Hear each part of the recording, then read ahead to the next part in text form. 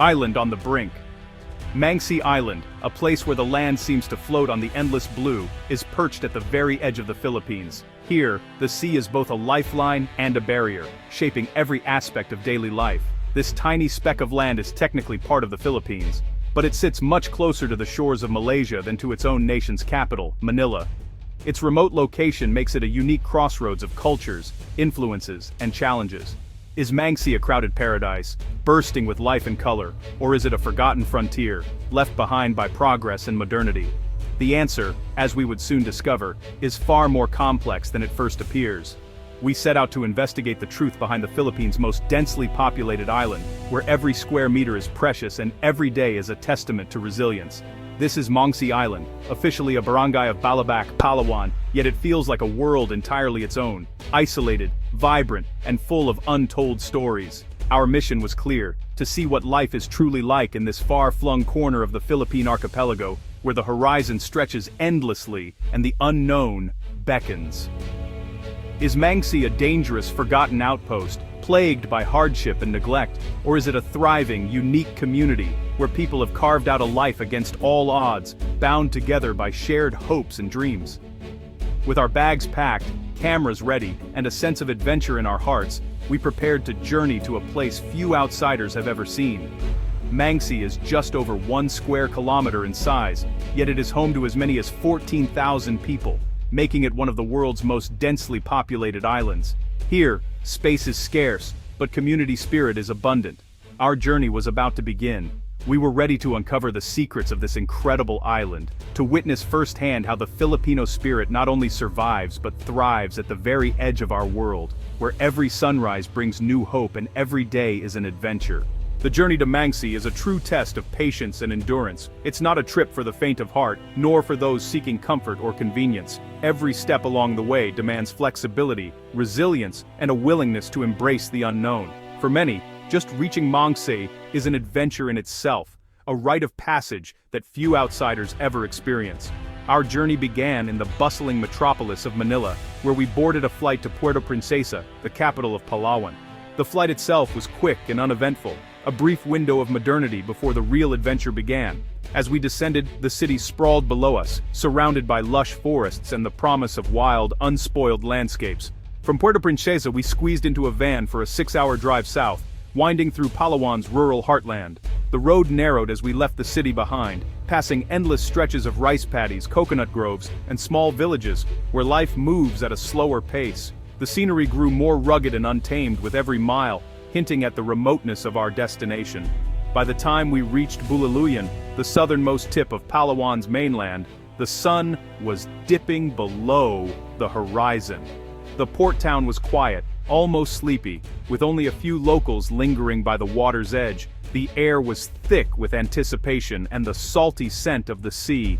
At dawn, we joined dozens of other travelers and locals at the pier, boarding a weathered wooden boat, the island's lifeline. The boat was packed to the brim with people, sacks of rice, crates of supplies, and even the occasional chicken. For many, this boat is the only way to reach Mangsi, carrying not just passengers, but hopes, stories, and essential goods. The sea journey ahead would last 8 to 10 hours, crossing the vast, unpredictable Sulu Sea. The horizon seemed endless, the water stretching in every direction, reminding us just how far we were from the rest of the world. The boat rocked gently, and the hours passed slowly, marked only by the changing light and the distant shapes of passing islands. Along the way, we glimpsed tiny islands and remote fishing villages, their stilt houses perched above the water. The steady thrum of the boat's engine mixed with the lively chatter of passengers, creating a soundtrack unique to this part of the world. Each village we passed seemed more isolated than the last, a reminder of the challenges faced by those who call these waters home. The isolation of these communities was unmistakable. Boats are their only connection to the outside world. Supplies, news, and visitors all arrive by sea, making each journey both a necessity and a lifeline.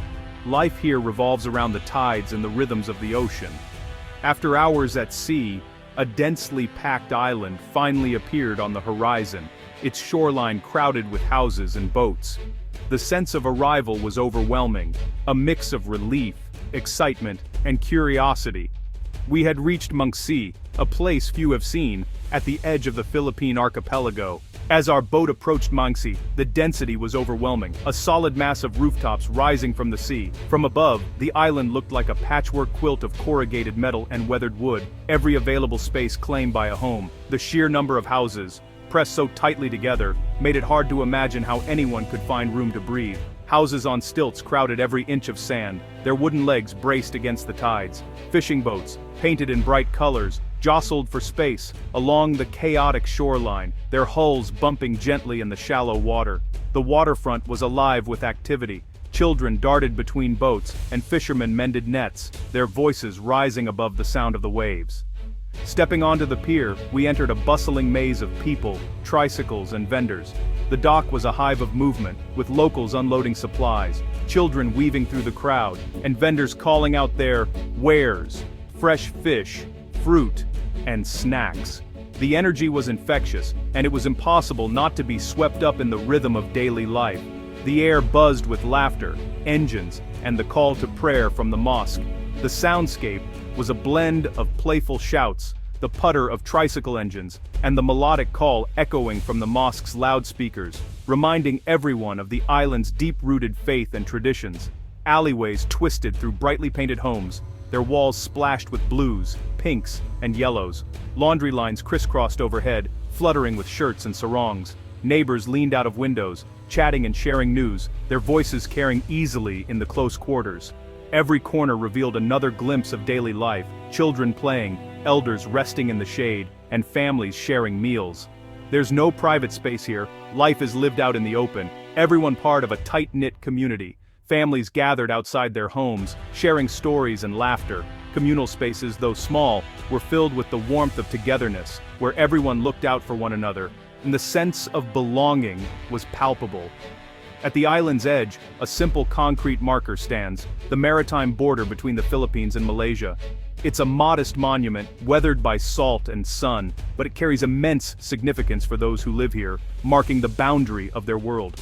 Looking out, Malaysia feels just a stone's throw away. The distant coastline is visible across the water, a reminder of how close, and yet, how separate, these two worlds are.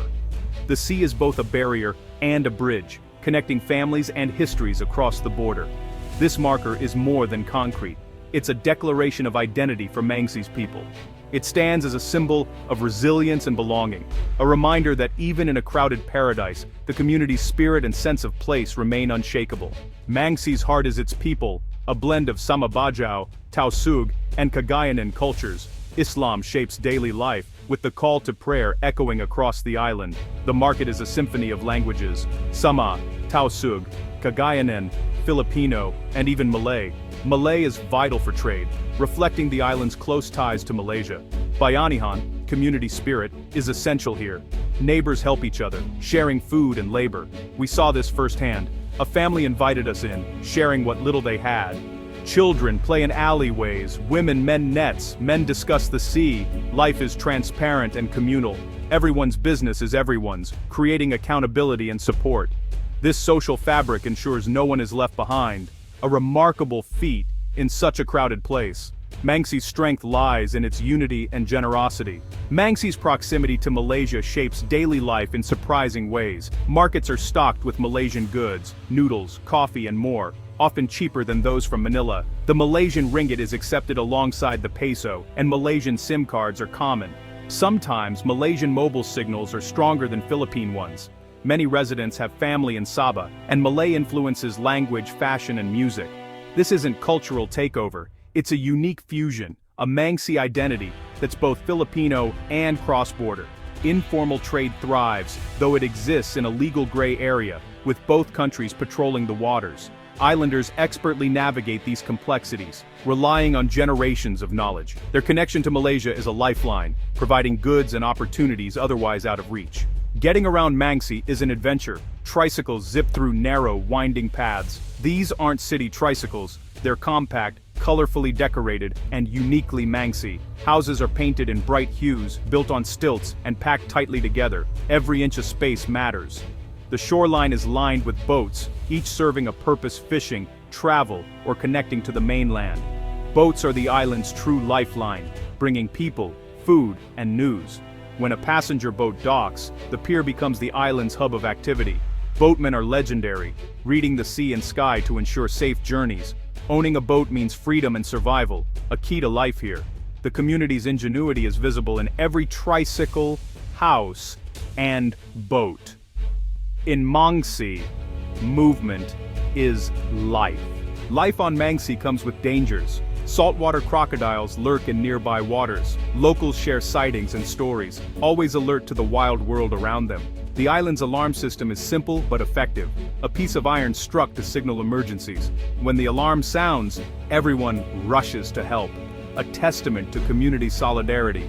The sea is both provider and threat, offering fish and travel, but also unpredictable storms. We experienced rough seas firsthand, waves crashing, boat rocking, a reminder of nature's power. Fishermen must read the weather daily, risking their lives for their families. Before journeys, quiet prayers are said for safety. Living in Mangsi means living in tune with the sea's rhythm and respecting its might. Mangsi's central market is the island's economic heart, lively, chaotic, and essential. Fishermen sell their catch, farmers bring produce, and Malaysian goods fill the stalls. Uke, second-hand clothes, are a major draw, offering affordable fashion from across the sea. Informal trade networks keep the island supplied and entrepreneurial. Starlink satellite internet has arrived, connecting Mangsi to the world for the first time. Children access online education. Families video call relatives abroad, and businesses go digital.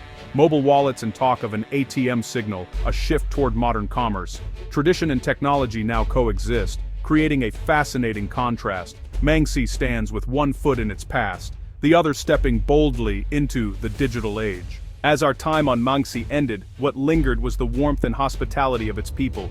We were welcomed as guests, not outsiders. Families shared stories, food, and laughter. In a place with so little, generosity abounds. Despite warnings, we felt safe. Community bonds keep crime rare, and visitors protected. The journey back was long, but our hearts were full. The people of Mangsi face daily challenges with resilience and grace. They've built a vibrant, caring society on a tiny speck of sand. Mangsi is remote yet connected, traditional yet modern, crowded yet communal. It's a testament to Filipino unity and resourcefulness. To Mangsi's people, maraming salamat po. Your story is one of strength, hope, and warmth. A story that deserves to be known.